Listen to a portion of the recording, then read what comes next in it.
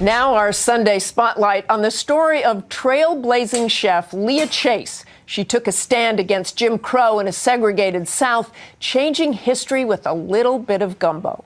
Our Susan Saulny takes us to New Orleans. This is the best gumbo I ever had. So he picks up the hot sauce in the gumbo.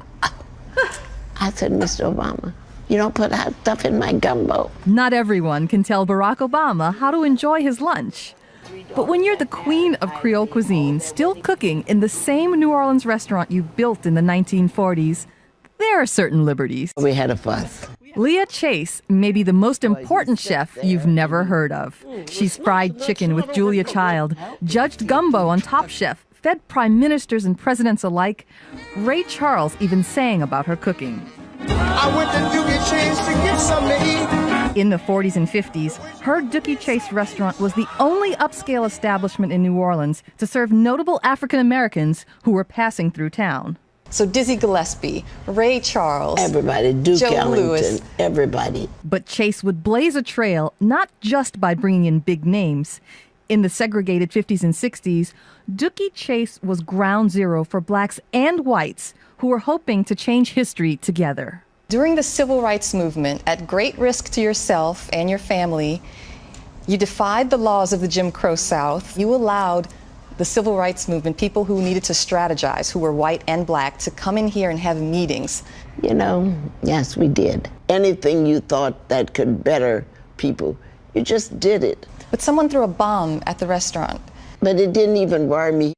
Freedom fighters are meeting in an upstairs room. Everything. I knew I could not do what they were doing. So that was your contribution to the movement.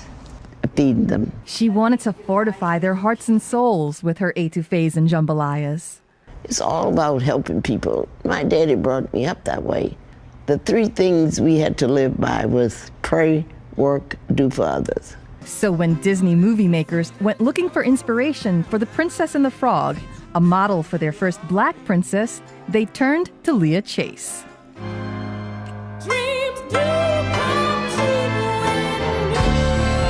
Well, I was so proud of that because, you know, they had Snow White, Belle, and So many. Cinderella. Never one that looked like you or had a work ethic like you. Yeah, they made her pretty, and I'm so happy for that.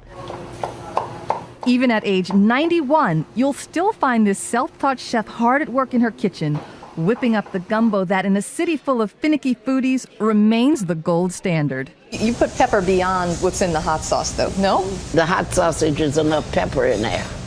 You see, I make the roux with the grease from the hot sausage. Okay. Tips from a pro. Like her gumbo, Leah Chase is an original, cooking up a life of passion and activism. The finished product? Unforgettable. For This Week, Susan Saulny, ABC News, New Orleans. Our thanks to Susan. And if that made you hungry, you can head to abcnews.com/thisweek to find Leah Chase's recipe for one of her famous gumbos.